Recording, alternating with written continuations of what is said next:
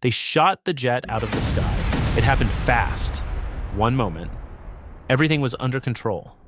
The next, fire, alarms, and no way out. 2 men ejected, high above hostile territory, falling into the unknown. One of them would be found within minutes. The other vanished.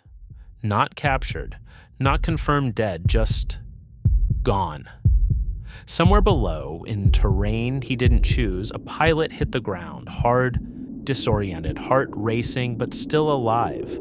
And that was the only thing that mattered, because survival didn't start when he landed. It started the moment he realized where he was. Enemy territory, no friendly forces, no safe zone. No time to hesitate. Within minutes, they would be looking for him. Not just one team, not just one direction, from the ground, from the air, every possible angle. And he knew it. But this wasn't panic. It couldn't be, because panic gets you seen. And being seen means it's over. This was something else. This was training, years of it. Built for a moment exactly like this: survival, evasion, resistance, escape. Not just words, but instincts. The kind that take over when thinking is too slow. He forced himself to breathe slow, controlled, lowering his profile, reducing movement. Because the first rule wasn't to run. The first rule was to disappear. Above him, the search had already begun. Aircraft scanning the terrain, patterns forming in the sky, looking for anything out of place, a signal, a movement, a mistake.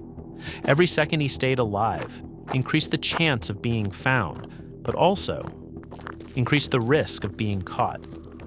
And that balance was everything. He moved when he had to, slow, deliberate, using terrain, shadows, natural cover. And when he didn't need to move, he didn't. Minutes passed, maybe longer. Time didn't matter anymore.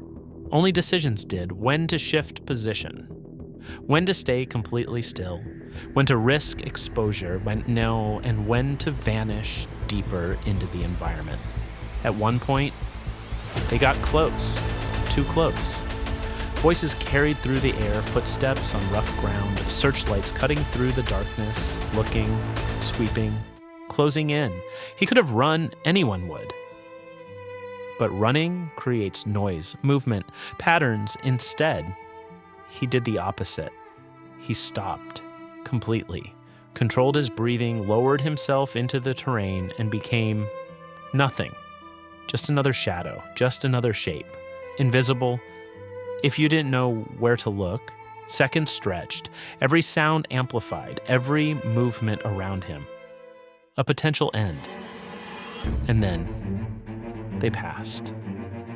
Close enough to hear, not close enough to see.